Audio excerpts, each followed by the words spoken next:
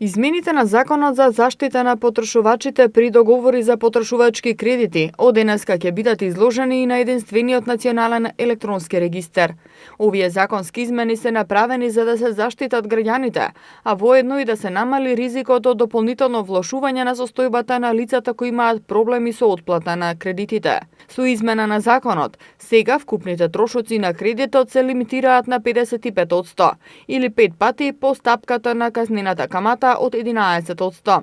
За споредба, предходно не постоеше лимит, така што давателите на кредити за мали износи и куси временски рокови наплаќаат двојно или тројно повисока сума трошоци од главнината.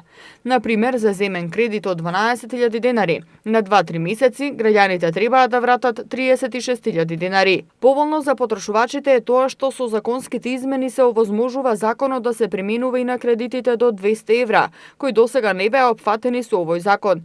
Додека кај потрошувачите се создава заблуда затоа што најчесто овие кредити се рекламираат како кредити без камата, а всушност пресметаните трошоци представуваат скриена камата.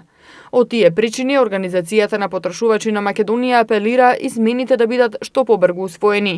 Во земјава се регистрирани 20 финансиски друштва кои нудат вакви кредити за граѓаните.